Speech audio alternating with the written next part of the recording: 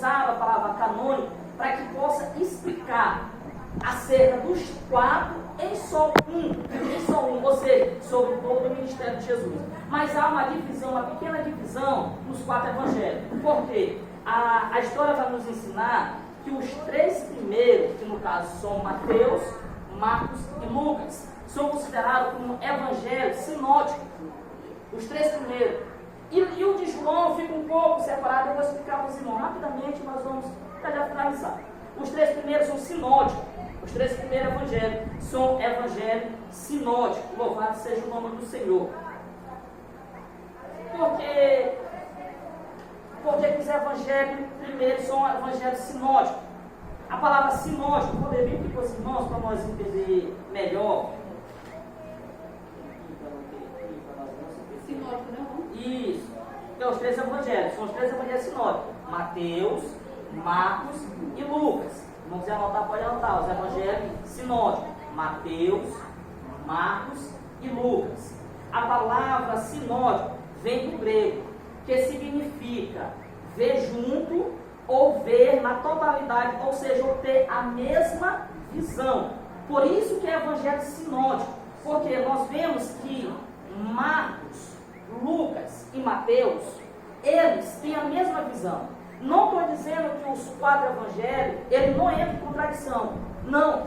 Mas Marcos, Lucas e Mateus, eles têm uma visão acerca de explicação do que Jesus fez. Ou seja, Lucas, por exemplo, Lucas vai citar algumas coisas, como o pastor falou, e ele descreve o livro dele para mostrar para Teófilo, como já foi falado aqui, quem é Jesus.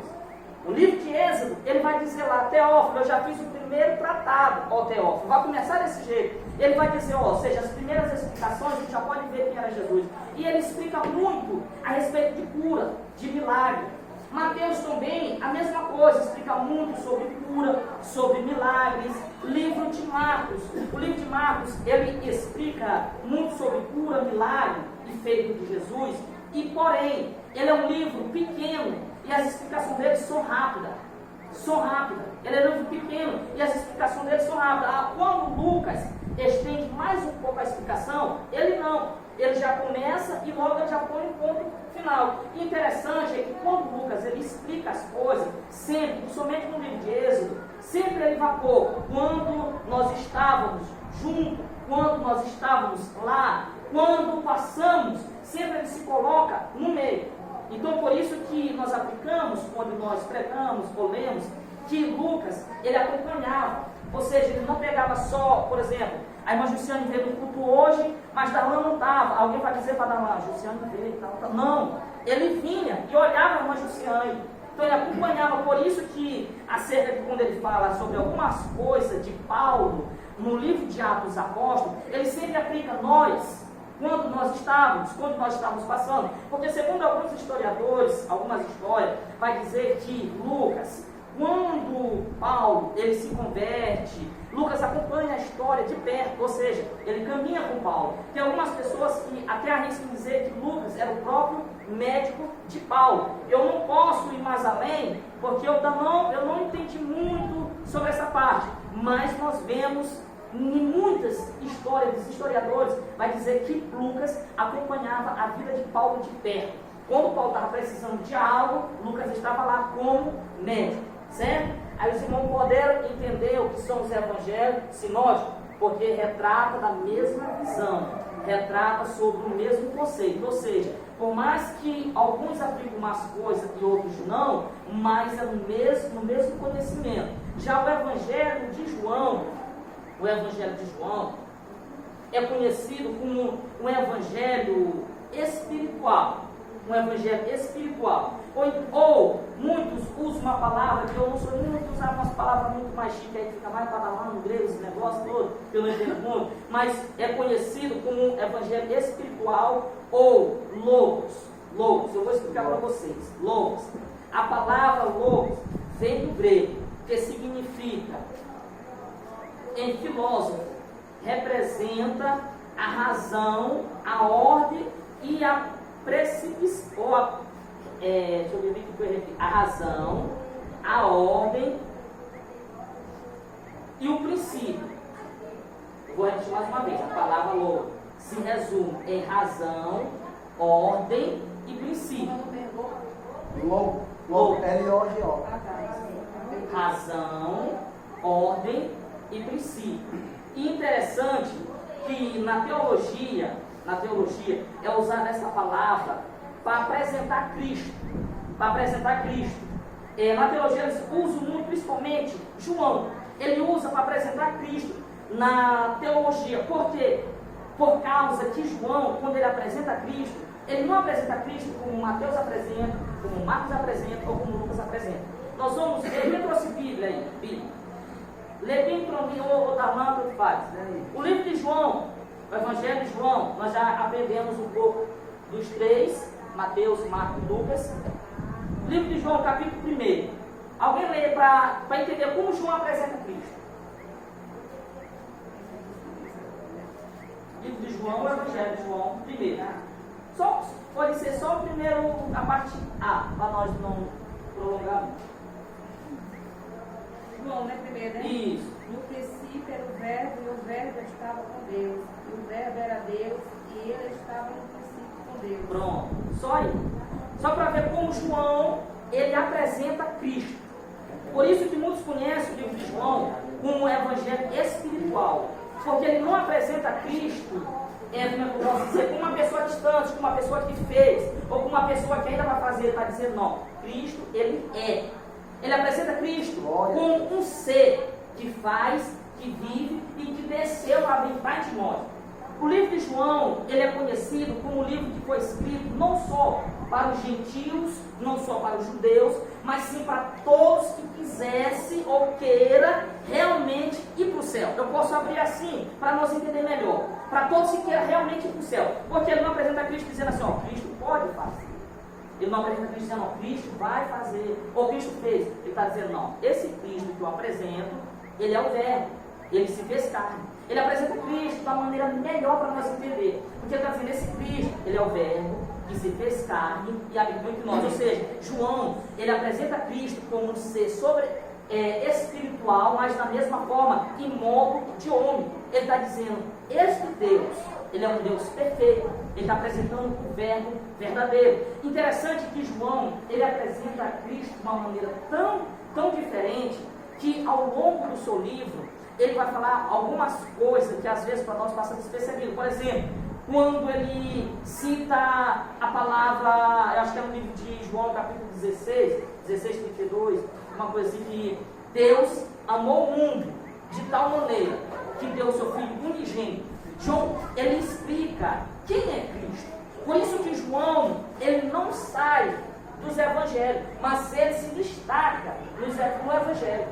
O livro de João, ele é destacado. Ele não é só um livro que narra história, ele narra a realidade de Cristo. E eu acho muito interessante, porque eu até falei com o pastor Darlan que eu queria pegar essa parte, porque é uma parte que eu me apego um pouco, eu não sei muito, mas eu me apego um pouco nessa parte, porque aqui eu vejo a resolução de toda a história de Cristo, de toda a história de Cristo. Porque Cristo nasce aqui, Cristo inicia seu ministério aqui, Cristo morre aqui, e João apresenta que ele volta. Capítulo 14 vai dizer que ele é o nosso consolador, que ele vai ao Pai, mas ele é o nosso consolador. Então por isso que eu me apego muito aqui, porque se eu quero ver quem é Cristo, como Cristo veio, o que Cristo faz, eu vejo aqui, esses 4 evangelhos. Não tem como se perder. É por isso que é sinalizado e aplicado como evangelho, onde explica a realidade, onde ele explica a história de Cristo. Eu quero ler um pouquinho sobre os livros. A Bíblia de vocês acho que não vai ter. Só uma explicaçãozinha para nós vamos já finalizar, porque tem umas perguntas. Por exemplo, nós vamos começar aqui o livro de Mateus. Pelo livro de Mateus, que é o início do livro de Mateus.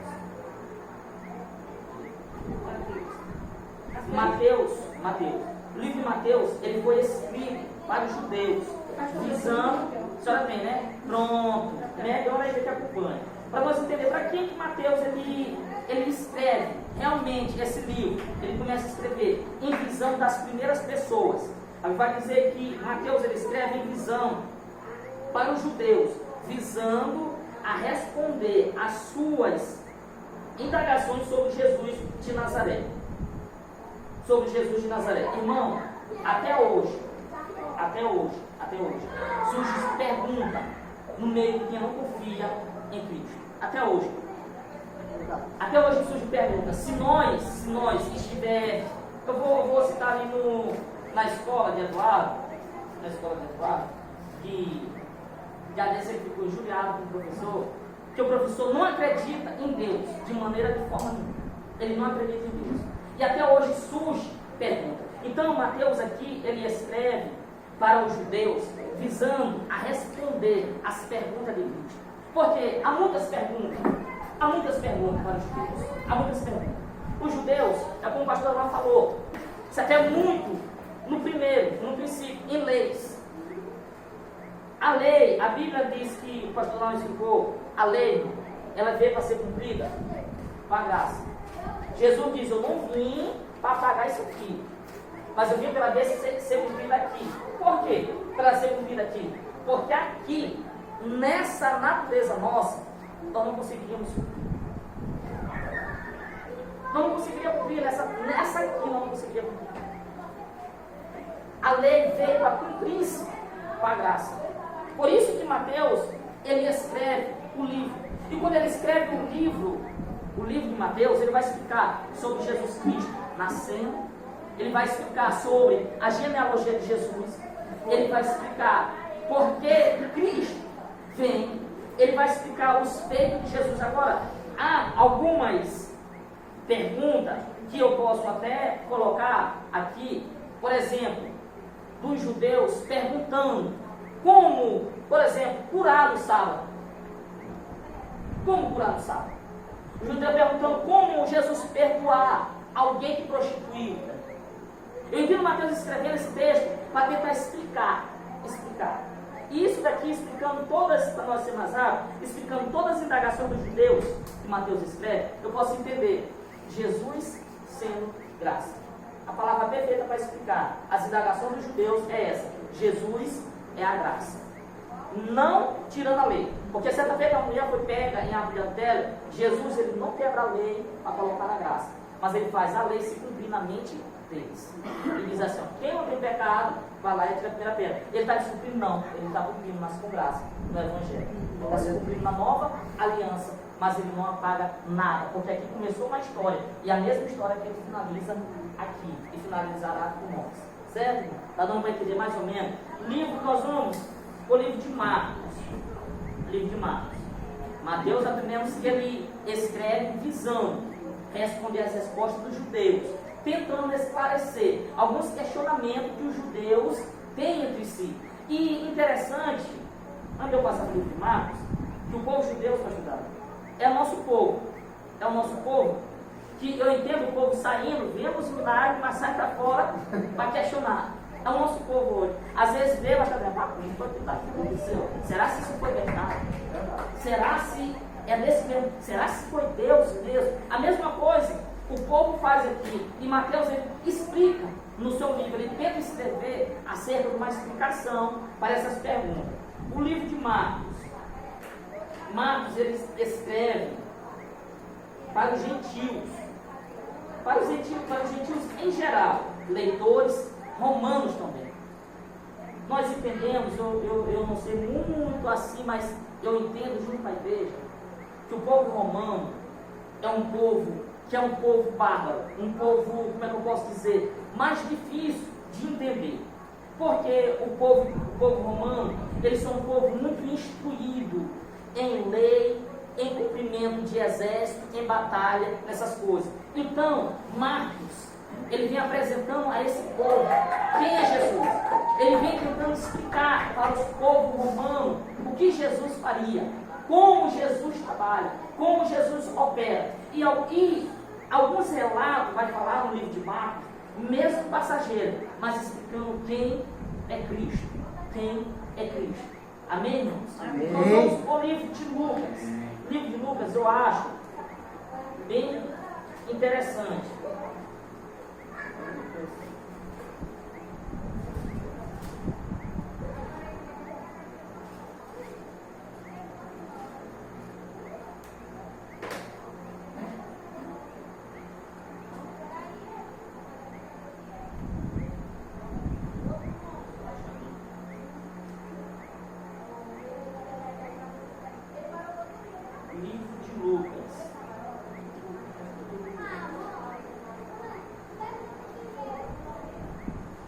Certo, como nós estávamos continuando. Embora o livro de Lucas ele descreve destinado principalmente a Teófilo acerca de um tratado de Cristo, mas olha aqui que vai dizer, embora especificamente ele destina a Teófilo o Evangelho, se inclina para todos os gentios. E aqui, eu paro aqui para nós entrar no que o pastor Darlan falou. Do início, meio e o fim. Tudo se resume a Cristo. Mateus começa escrevendo para tentar explicar para o povo judeu. Marcos para o povo gentil. Lucas ele tira um pouco para tentar explicar para Teófilo. É alguém que quer conhecer quem é Jesus. Mas vai ter uma setazinha, um vírgulazinho lá, e vai dizer, mas porém, que todos os gentios pudessem também ver quem era Jesus. Irmãos, interessante, aqui no nosso passado para João, que os evangelhos, nós estamos falando sobre os evangelhos, tenta explicar quem é Cristo de uma maneira tão mais simples de que a Torá, tão mais simples. E hoje parece que nós somos assim, um pouco tão difícil de entender, porque quando os evangelhos vão explicar, Jesus deixa narrado parábolas. As parábolas dos evangelhos são tão explicadas, que para nós não entender, só se nós tivermos os ouvidos tapados e os olhos fechados. É tão simples os 4 evangelhos, Cristo se apresentando para nós. É Cristo se apresentando para nós. É Cristo. Os evangelhos são separados, porque segundo os estudiosos, digo que o próprio Cristo instruiu Mateus, Marcos, Lucas e João. O próprio Cristo. João, interessante, o livro de João. Eu já tenho 20 minutos. Não posso passar mais perguntas. Eu até queria que ela fosse pegando mais perguntas. O tempo que eu estou fazendo. Pronto, tá bacana. O livro de João. Olha interessante do livro de João. No livro de Marcos, Lucas, nós vemos, como eu falei no início, que ele aponta com o mesmo pensamento, ele aponta com a mesma mentalidade. Mas olha, o que o escritor vai dizer acerca do livro de João. Este é o mais teólogo dos 4 evangelhos. Trata da natureza e da pessoa de Cristo. Por que ele começa apresentando sobre o verbo? Ele está apresentando Cristo na sua forma perfeita, na sua forma real. Ele não está apresentando Cristo como uma passagem. Eu acho que é até por isso interessante que ele dá continuidade a Apocalipse, João. Ele escreve o Evangelho, e ele dá continuidade a Apocalipse. Porque eu acredito que Jesus, isso aqui é uma teoria minha, Jesus quando capacita e instrui ele a escrever o Evangelho, eu acredito que na minha teoria, Jesus viu tanta sinceridade e tanto, como é que eu posso dizer, tanta reverência nele a falar, Jesus instrui ele e dá continuidade ao livro de Apocalipse. Ele continua escrevendo as revelações. Por quê? Porque João, quando ele explica Cristo, ele explica Cristo na sua totalidade. Ele não deixa nenhuma vírgula. Ele não deixa nada. Quem sabe Lucas está dizendo Jesus entrou e curou. Quem sabe Lucas está dizendo Jesus foi lá e fez. Mas João não. Ele diz assim, esse Jesus, ele desceu no meio de nós. Ele se fez carne. Ele está dizendo, quando João diz assim, esse Jesus que desceu, se fez carne, é o verbo encarnado, ele está dizendo, ele não é diferente de nós. Ele desceu como nós. Agora há uma diferença. Esse Cristo é o verbo vivo. Ele é o Cristo encarnado. O livro de João no início vai dizer isso. Ele é o verbo vivo. É o Cristo encarnado. Por isso que alguns historiadores dizem que o livro de João também é conhecido como o livro dos sinais. Eu vou citar alguns sinais aqui, o pastor não vai me ajudar com os restos dos sinais. Os livros dos sinais espirituais. Por exemplo, sinal, a água transformada em vinho, a ressurreição de Lázaro. Mais é 7. Eu sou 2. O outro é ressurreição de Lázaro, água transformada em vinho. É 7 sinais. São 7. Ressurreição de Lázaro, água transformada em vinho. Pão, multiplicação de pão. 3, falta mais 4. São 7 sinais. E eu agora esqueci. Eu sei que é multiplicação de pães, água que foi transformada em vinho, ressurreição de Lázaro, o azeite da viúva de Naim. 4, tá faltando mais 3, me ajuda aí. São 7. De fato, né? João 4, a mulher também entra. Samaritana. Mulher samaritana. Entra aí também. Entra, mulher samaritana. 5, tá faltando só mais 2. Já foi Lázaro, viúva, água e vinho, mulher samaritana, foi o outro, os pães, multiplicação dos pães.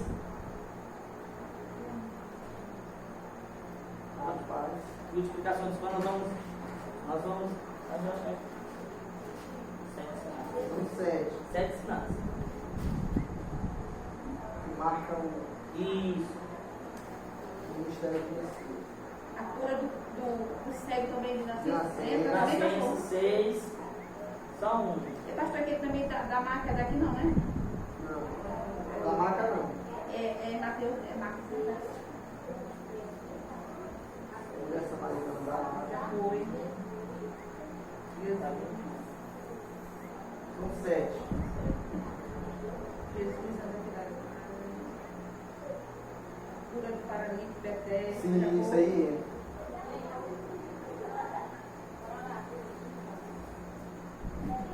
Isso não me faz memória, o outro é o batismo, o sinal do céu. 7. São esses 7. Então, é conhecido também o livro de João, o Evangelho de João, como o Evangelho dos 7 sinais. É conhecido como o livro ou o Evangelho espiritual, mas também é conhecido como o Evangelho dos 7 sinais. Quando eu me perguntar, mas por que é conhecido? Porque João, ele apresenta Cristo na sua totalidade. Em homem, o verbo encarnado no meio de nós. Deu para entender mais ou menos? Deu. Evangelhos, 4 evangelhos. Os 3 sinódicos. O Evangelho de João não é separado dos 4 evangelhos, mas sim, ele é diferenciado porque ele apresenta Cristo de uma maneira diferente. Amém? Amém. Tem alguma pergunta? Se não tiver, nós temos bastante. Não tem alguma dúvida? Aí, Jesus, alguma dúvida? Alguma dúvida aqui no termo? Não.